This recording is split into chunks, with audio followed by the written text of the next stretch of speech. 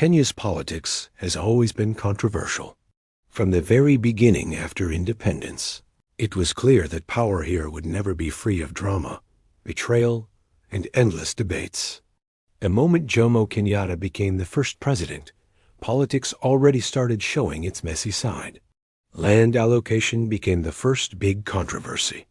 Families connected to power got the best pieces of land, while many ordinary Kenyans remained squatters, creating bitterness that has lasted for generations. The friendship between Kenyatta and Jaramogi Oginga Odinga, which had been so strong during the fight for independence, also collapsed dramatically. They turned from allies to rivals, dragging the whole country into their feud. From that point on, betrayal became a constant theme in Kenyan politics. When Daniel Arap Moi took over after Kenyatta's death, controversies only multiplied. Mwai ruled for 24 years, and during that time he became both feared and admired as a master of survival. The corruption scandals under his government were massive, with the Goldenberg scandal standing out as one of the most shocking. Billions of shillings vanished in a fake export compensation scheme, and the scandal reached the highest levels of power. On top of that, Moi's era was marked by political repression. Opposition leaders were detained, newspapers were censored, and multi-party democracy was a constant battle. Yet despite all that, Moi managed to hold on to power for decades by carefully dividing and controlling his opponents. When Moi finally left power in 2002, Kenyans were hopeful that the country was finally turning a new page. The famous Kibaki Tosha declaration united the opposition, and Mwai Kibaki swept a victory with massive public support. That election was full of hope, with promises that corruption would finally end and that unity would last. But soon after, reality hit. The Anglo-leasing scandal erupted, exposing corruption at high levels once again. The unity between Kibaki and Raila Odinga fell apart almost immediately, creating fresh rivalries and more political drama. Kenyans felt betrayed, and the cycle of controversy continued. Nothing, however, compares to the chaos of the 2007 election.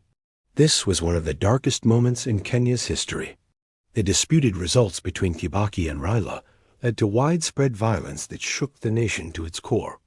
Over 1,000 people died, hundreds of thousands were displaced, and for weeks the country was in flames.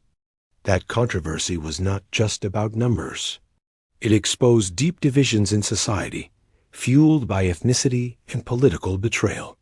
In the end, it took international mediation to calm things down, leading to the creation of a coalition government, where Kibaki remained president and Raila became prime minister. It was a forced peace, but the scars of that period still affect the nation today. From that violence came another layer of controversy: the international criminal court cases. Uhuru Kenyatta and William Ruto, both accused of involvement in the 2007-2008 chaos, shocked everyone by joining forces. They transformed their court battles into political fuel, framing the ICC as foreign interference in Kenya's sovereignty. The cases dragged on for years, creating international headlines, before eventually collapsing due to lack of evidence and alleged witness tampering. The entire saga was a global scandal, yet at home it cemented Uhuru and Ruto as powerful figures who could turn accusations into political advantage. Then came one of the most surprising twists in Kenyan political history: the handshake between Uhuru Kenyatta and Raila Odinga in 2018. After months of protests, boycotts, and endless insults, nobody expected to see Raila and Uhuru smiling together on the steps of Harambee House. The handshake was marketed as a peace deal for the nation, but to many people, it looked like just another elite arrangement. From the handshake came the Building Bridges Initiative, or BBI, which was promoted as a solution to Kenya's political problems. Critics, however, saw it as a way to create new power-sharing positions and extend political dominance. The entire BBI process went all the way to the Supreme Court, which declared it unconstitutional. Another huge political controversy ended in drama. As Uhuru's time in office wound down, William Ruto pushed a new narrative that divided the country even further. The hustlers versus dynasties debate became the hottest topic in Kenya. Ruto framed himself as the champion of ordinary people, the hustlers, while portraying his opponents as wealthy families who had dominated Kenya since independence. The narrative electrified the nation, especially online, where young people fought daily battles over the idea. It was populism at its finest, and it shifted the direction of politics in ways nobody could ignore. And of course, Kenya's elections never come without drama. The 2022 general election was yet another high-stakes showdown. Accusations of rigging, last-minute court cases, tense press conferences, and endless arguments filled the air. The contest between William Ruto and Raila Odinga was fierce, and when the results were announced, not everyone was ready to accept them.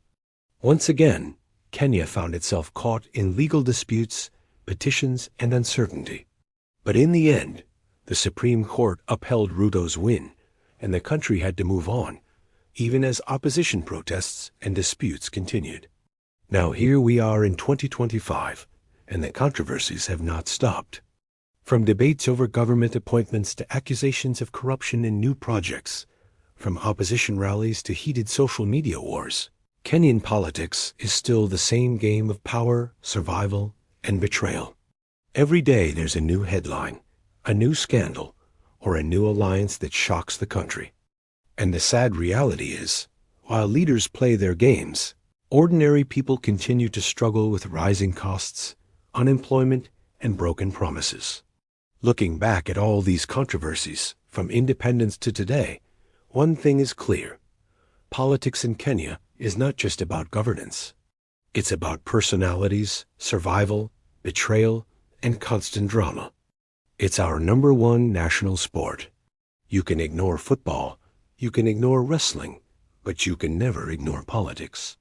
And that's why these controversies never end, because we are all invested, whether we like it or not. So the big question is, will Kenya ever break free from this cycle of endless controversies? Or is it simply part of who we are as a nation? I want to hear your thoughts in the comments. Which political controversy shocked you the most? And do you think things will ever change? Before you leave, don't forget to hit the subscribe button, drop a like, and share this video. Because trust me, Kenyan politics will always give us another controversy to talk about, and I'll be right here to break it all down for you.